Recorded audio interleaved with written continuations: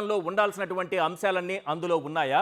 2019 నుంచి ఇప్పటి వరకు అంటే 2024 వరకు పోలవరం పురోగతి ఏంటి, జగన్ గారు ఏం చేశారన్నది ఒక్కసారి మనం స్క్రీన్ పైన చేద్దాం. ఈ అంశాలు ఏమైనా చంద్రబాబు నాయుడు గారు రిలీజ్ చేసినటువంటి శ్వేతపత్రంలో ఉందా లేదా అనేది కూడా క్లియర్గా మనకు అర్థమైపోతుంది.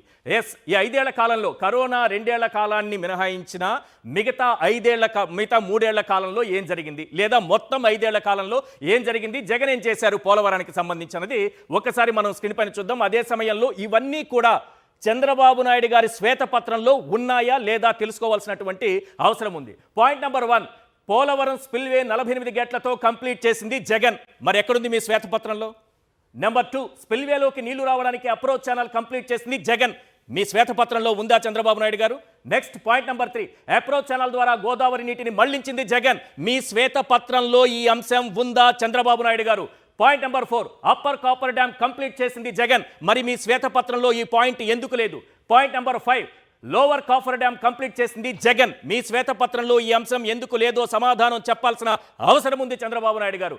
ఎస్, పాయింట్ నెంబర్ 6, హైడ్రాల్ ప్రాజెక్టు పనులు ఓ కొలిక్కి తెచ్చింది జగన్. ఈ అంశం మీ శ్వేతపత్రంలో లేదు. పాయింట్ నెంబర్ 7, రివర్స్ స్లూయిస్ గేట్లు పెట్టింది జగన్. ఇది మీ శ్వేతపత్రంలో ఉందా, రాశారా? పాయింట్ నెంబర్ 8, ఫిష్ ల్యాడర్లు అప్పర్ సైడ్ గేట్స్ ని కట్టింది జగన్. మీ శ్వేతపత్రంలో మిస్ అయిపోయింది. రైట్. 9th పాయింట్, కుడి కాలువలోకి నీళ్ల కోసం 2 కొండల మధ్య సొరంగాలు తవ్వించింది.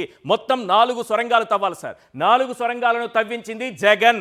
మరి మీ శ్వేతపత్రంలో ఈ అంశం లేకపోతే అది నిజంతో కూడినటువంటి నిజాలతో ఉన్నటువంటి శ్వేతపత్రం ఎలా అవుతుంది చంద్రబాబు నాయుడు గారు?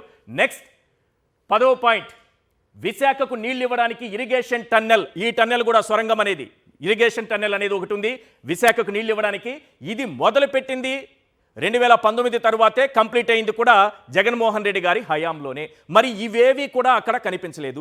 ఇలాంటి వాస్తవాలన్నీ దాచిపెట్టి జగన్ గారు ఏమీ చేయలేదట, గోదాట్లో ముంచేశారట. మరి చంద్రబాబు నాయుడు గారు ఏం చేశారో కూడా ఆయన చెప్పుకోలేకపోయారు. దురదృష్టవశాత్తు ఆయన చెప్పుకున్న దాంట్లో జగన్మోహన్ రెడ్డి గారిని దూషించడం తప్పిస్తే, ఆయన పైన ఏడుపుగొట్టు మాటలు తప్పిస్తే ఆయన ఏం చేశారనేది కూడా చెప్పుకోలేకపోయారు.